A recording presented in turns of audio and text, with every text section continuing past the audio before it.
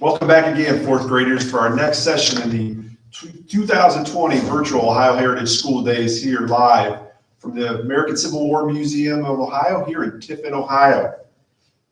Excited to introduce our next presenter, Mr. Osborne. Turn it over to Mr. Osborne. Thank you very much, sir.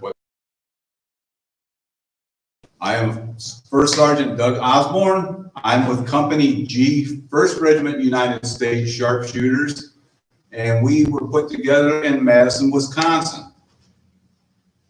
In that particular time frame, target shooting was a very, very good sport. Everybody would like to participate in it and have their competitions and whatever. The gentleman that came up with the idea of the sharpshooters was this gentleman here. This is Hiram Berdan. Hiram Berdan was one of the men in the country and an engineer as well. He had quite a number of inventions that we use today. He went to Congress right at the beginning of the war and came up with this idea that we want to put together an elite unit, nothing but marksmen.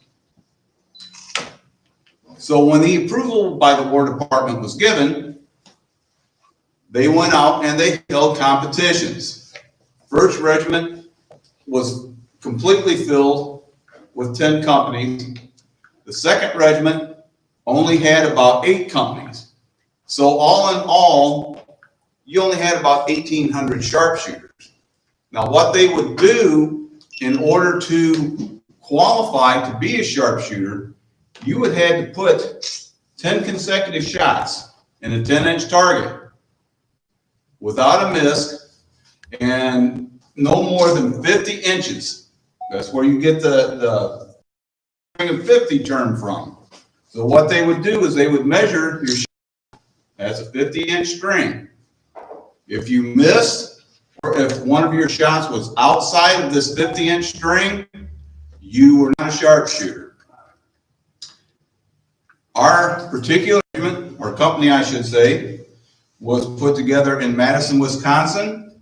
Once it was formed, they moved to Weehawken, New Jersey, and then on to Washington for their camp of instruction. Sharpshooters in and of themselves did not go all over. Armies did. They were in Virginia, Maryland, and Pennsylvania. They never went west of Mississippi, and basically they never left Virginia. And again, only 1,200 men, and keep in mind that out of the 1,200 men that were there were 2.5 million men under arms for the Federal Army. So as you can see, it was very, very limited amount of what they would have. One of the things that they would have done is use their target rifles for this competition.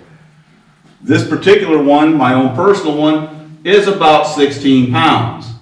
What they would have to do is standing free, or basically holding it to the shoulder,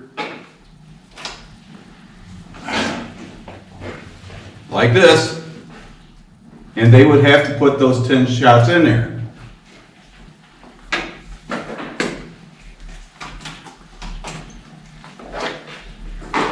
Let's see.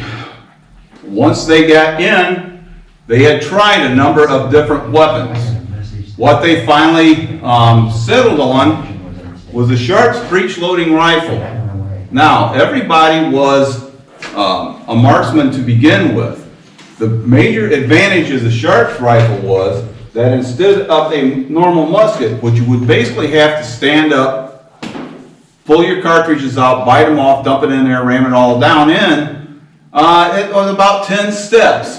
And a good infantryman could load, aim, and fire roughly 3 shots a minute. The advantage to this was, this is called a breech loader. And again, this was made by Christian Sharp, so there's no connection between the sharpshooters and the Sharps rifle.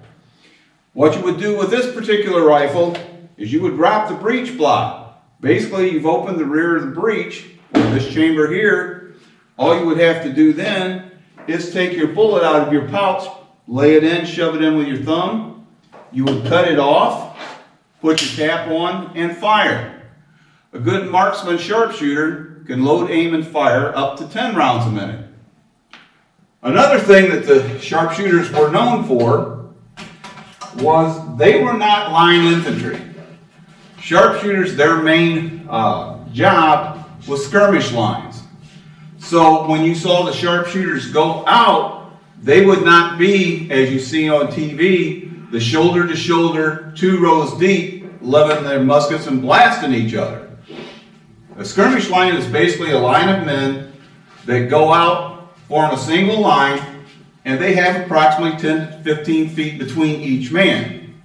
Now it would take a regiment, or basically 2,000 men, to cover roughly a mile. The sharpshooters could, with the same amount of firepower, use only 350 men. Everything they had was carried with them. You had your haversack, which would carry your food, canteen, of course, cartridge box, and cap box.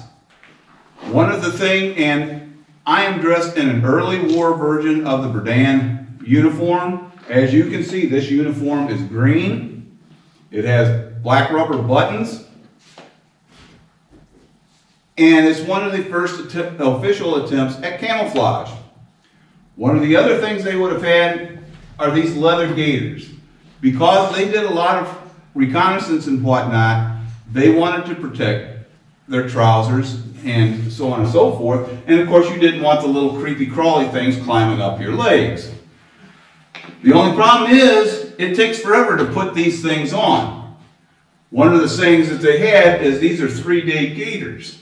It takes a day to put them on, a day to wear them, and a day to take back off. So that was one of the things that eventually were discarded, if you will. One of the other things that they had, most of the soldiers that you had wore a cartridge box with a sling over the shoulder. The Berdan model is actually worn on the belt, and it has wooden blocks. The wooden blocks were designed because the cartridges were nitrated linen. So they were very, very delicate. So they would put them in here to make sure they wouldn't split open. Now what I have here are 2 different designs of cartridges. The first one, what they call a rat tail, there, is this here. And again, what they would do is they would lay this in the breech, shove it in with their thumb, and then cut off the end. The problem with this is you didn't get a consistent amount of powder. So they ended up coming up with a nitrated linen cartridge, which was flat in the back. So now all they had to do was lay it in, shove it in with their thumb, and close it. And they would have a more consistent powder charge and be more accurate with their shots. Let's see. One of the things that I have, and you guys will probably like this, is we had, basically, this is our food that we would be issued. You would have flour, dried vegetables, beans, rice, what have you, and you would also carry about 20 ounces of salt pork or fresh pork, bacon, and beef, depending on what it was. Now, can you imagine what it would have been like rolling around in your haversack after 3 days? Very, very tasty, to say the least. One of the things that they would have done, excuse me, is rather than each individual cooking, they would have, say, a company cook. And they would take their rations, because you might, like I say, you might only have one item from the flour, the vegetables, coffee or tea, one item from each category on this list. So what they would do many times is they would put basically in a big pot, cook it all together, and that would feed their company. One of the things they would have also carried if you were an officer is a pistol. This happens to be a Colt revolver, but a lot of them did not carry this because, as I said, everything you had to carry in. That's why you didn't see a lot of Gators. You did not see many of the bayonets, and there's actually an instance where an entire company threw their bayonets away. Well, the War Department come in and inspected them and wondered where the bayonets were. Well, the officer of the company was made financially responsible for that, so he had to pay for all the bayonets. Let's see. Again, early uniform, as the war progressed, they would have went with the regular Union Army uniform, which would have been the 4-button sackcoat in blue. They would have retained the green caps and quite possibly the green trousers. All their arm insignia would have been green, like this here. And again, they fought basically against the Army of the Potomac. Hiram Berdan was not well liked. The man was a genius. He had very, very good idea, but he was not an officer.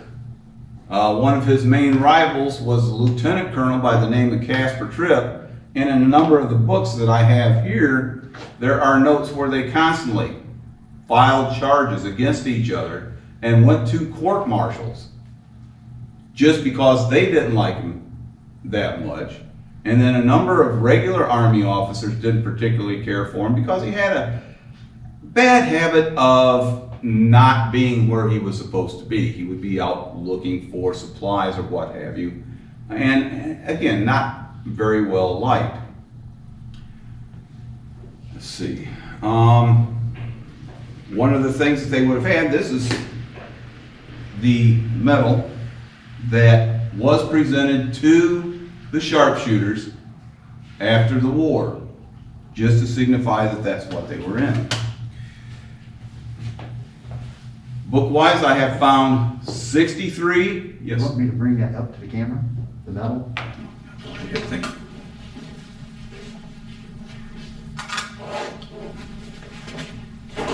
Got it. Again, like I say, everything you had to be carried with you. One of the things they had was a knapsack, which, as you can see, I don't have that here because we went into battle one time and we dropped them. After the battle, we never went back after them. So there's about 1,000 of these knapsacks rotting over in Virginia someplace. And they were, a great many of them were made by Louis Comfort Tiffany, and they cost about $3.50 a piece.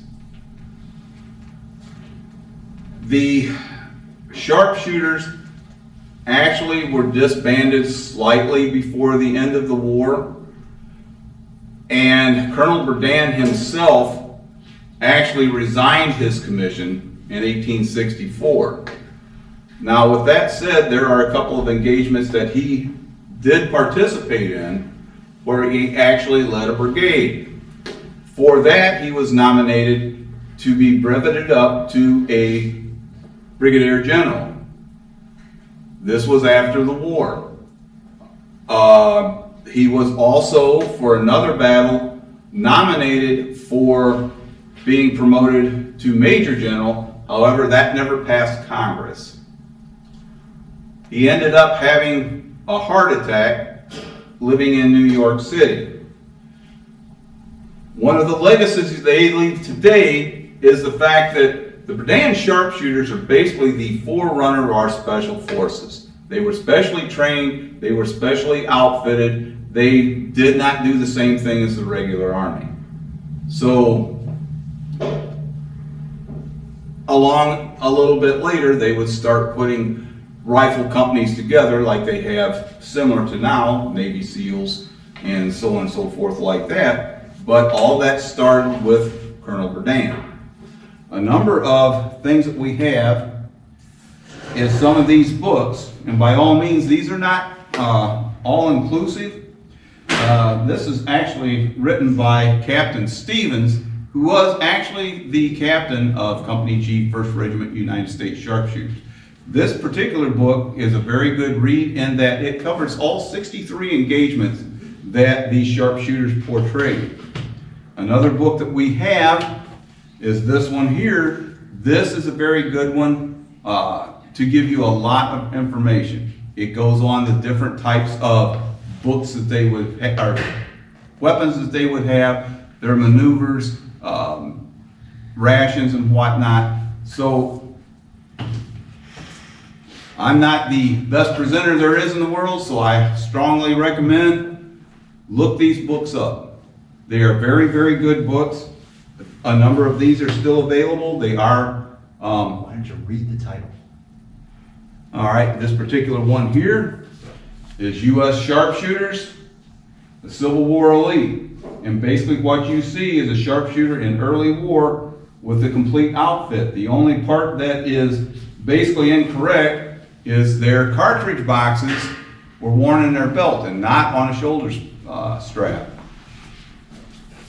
Now that does not mean that some of them wouldn't have it, because after a while they do get worn out. So a lot of times what you would do is you would have battlefield finds. If you could use it, you picked it up and used it. One of the best books that I found, Berdan Civil War Sharpshooters, Army of the Potomac. Again, Captain Stevens, who wrote this book, was actually captain of our unit. Very, very informational. Covers everything that you could possibly want to do or know about the various battles. This one here, Osprey books, Sharpshooters of the American Civil War. This not only covers the Berdan sharpshooters, but it also covers Confederate sharpshooters, because you can't be shooting at one without them shooting back at you. Again, they were brought in 1861, came into Weehawken, New Jersey, were trained in Washington, D.C., sent to Virginia, or this little town called Gettysburg up in Pennsylvania for a little to-do that they had up there. 63 major battles that they fought, and as early 1865 they started to be disbanded, and the ones that were not their full enlistment, they would be turned over to their state troops. So that's what I have. Well, fantastic. Mr. Osborne, thank you very much. Great experience provided here today, and no doubt the scenery you provided catches the interest of our students and us alike as guests here at the American Civil War Museum. So we do thank you for your time today. Thank you, sir. We'll take a short break, be right back at 11 o'clock for a quick experience of what it was like to be a civilian in our Civil War times and how you lived your life. So we'll be back shortly. Thank you very much.